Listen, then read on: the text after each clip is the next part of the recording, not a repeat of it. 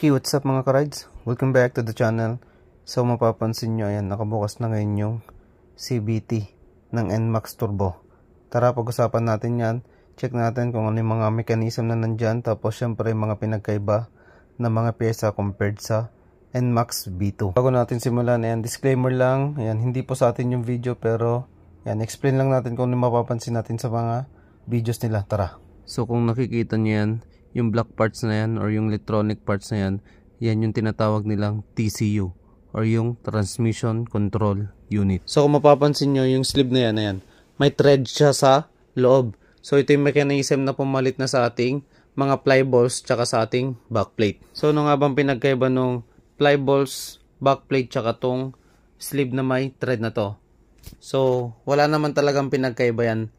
Ang mapapansin nyo lang, yung flyball natin kasi, tsaka yung backplate, controlled siya via centrifugal force. Samantalang itong sleeve na may thread, controlled siya electronically. At tsaka dito sa bagong features ng ating NMAX Turbo, mapapansin nyo yung threaded sleeve na yan. Mahalin tulad natin yan sa bolt and nut. Paano nga ba? So, sa bolt and nut, pag pinapahigpitan natin yon, ibig sabihin, mas pinapakapit natin yung B-belt natin sa ating drive base.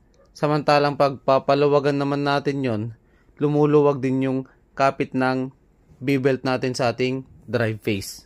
Okay? So, ganun lang yung mechanism na yan. Pansinin nyo. Sa kanyang clutch lining naman, mapapansin nyo, sa NMAX V2, payat siya pero mahaba. Samantalang sa NMAX Turbo, maliit lang siya pero mas mataba.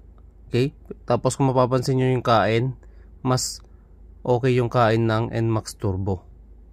Comparison, stock to stock yan. Dito sa kanyang center spring, kung mapapansin nyo sa NMAX Turbo, sobrang laki compared sa NMAX V2. Pero sa tingin ko, pares lang sila ng sukat ng RPM, which is 800 RPM. Pero yung mas mahahaba kasi, iba kasi yung pressure nyan or tension nyan kapag napiga siya.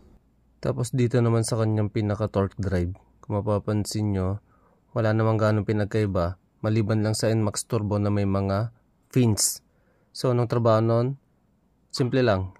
Yun yung magbibigay ng signal sa ating TCU para mag-synchronize sila para sa ating shifter na 1, 2, 3. At para sa ating B-belt naman, kung mapapansin nyo kung tama yung sukat ni Kuya, mas maiksi yung B-belt ng NMAX Turbo compared sa NMAX V2. Sa kanyang drive piece naman, feel ko wala din pinagkaiba dyan.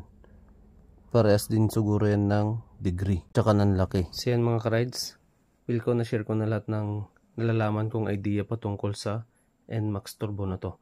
Ngayon, may tanong lang ako para sa ating mga viewers.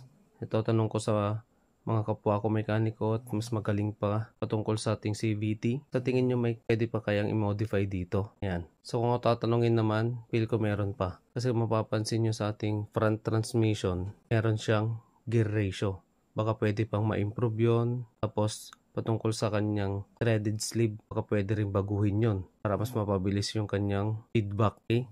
So yan, tignan natin pag dumating to sa Pilipinas para makita natin kung ano pang pwede nating i-improve dito. Okay? So yun lang mga ka-rides and kita-kits sa susunod na vlog. I'm out. Peace. Sana nagustuhan nyo to.